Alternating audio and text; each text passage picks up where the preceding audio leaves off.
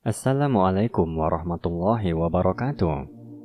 Pandangan masyarakat yang menilai bahwa seorang wanita yang telah menikah namun hanya menjadi seorang ibu rumah tangga lebih rendah tingkatannya dibandingkan dengan wanita yang bekerja di luar rumah, tentulah ini adalah pemahaman yang salah. Mereka menganggap wanita terbaik adalah wanita karir, berangkat pagi, pulang sore, atau bahkan malam. Tak tahu masihkah ada waktu untuk melayani suami atau memperhatikan anak. Menjadi ibu rumah tangga merupakan sesuatu yang mulia. Wanita yang mengurus rumah, suami, dan anaknya memperoleh keutamaan dan pahala yang besar.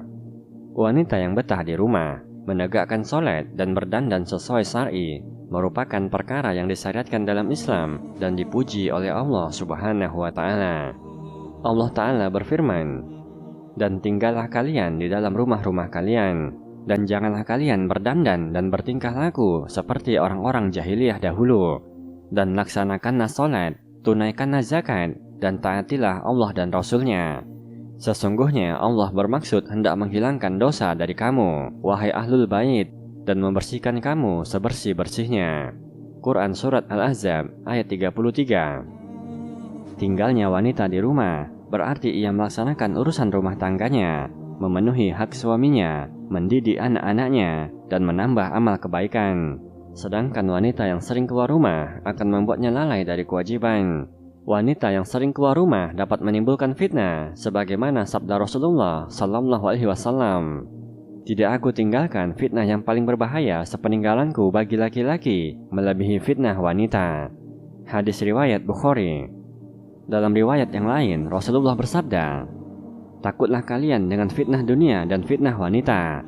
Sesungguhnya fitnah terhadap Bani Israel terjadi dari wanita."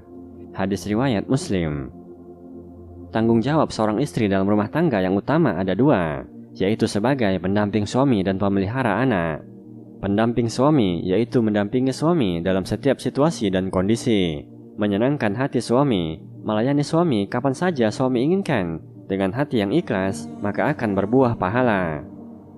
Pada dasarnya, seorang ibu merupakan madrasah awal dan utama bagi anak-anaknya, yang mengawal akhlak mereka, yang akhirnya mengantarkan mereka menjadi pribadi berakhlak mulia.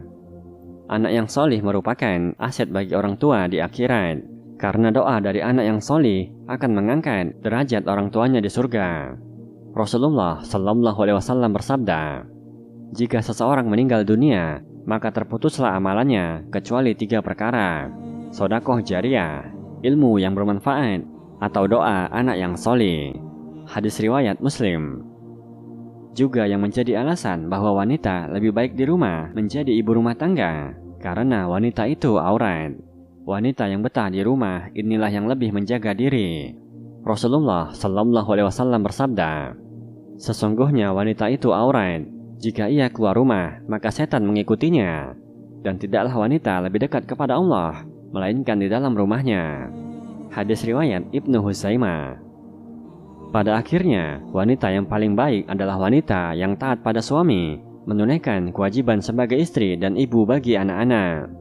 Dalam hadis dari Abu Hurairah radhiyallahu anhu, pernah ditanya kepada Rasulullah Sallallahu Alaihi Wasallam, "Siapakah wanita yang paling baik?" Beliau menjawab, "Yaitu yang paling menyenangkan jika dilihat suaminya, mentaati suami jika diperintah, dan tidak menyelisihi suami pada diri dan hartanya sehingga membuat suami benci." Hadis riwayat An-Nasa'i dan Ahmad. Walaupun syariat menetapkan wanita harus tinggal di rumah, namun bila ada kebutuhan, dibolehkan bagi wanita untuk keluar rumah dengan memperhatikan adab berikut. Pertama, hendaklah keluar rumah dengan izin suami. Kedua, memakai hijab syar'i yang menutup aurat. Ketiga, tidak menggunakan wangi-wangian. Rasulullah Sallallahu Alaihi Wasallam bersabda, "Seorang perempuan yang mengenakan wangian lalu melewati sekumpulan laki-laki agar mereka mencium bau harum yang dia pakai, maka perempuan tersebut adalah seorang pelacur." Hadis riwayat An-Nasa'i, Abu Daud, Tirmizi, dan Ahmad. Keempat, berjalan dengan sopan. Kelima, menjaga pandangan dan merendahkan suara. Keenam, jika bepergian jauh, maka harus bersama mahram. Rasulullah Sallallahu Alaihi Wasallam bersabda, "Tidak boleh seorang wanita safar kecuali bersama mahramnya." Hadis riwayat Muslim.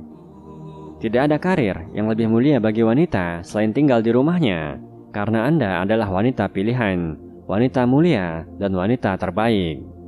Demikian, Allahu a'lam bishawab.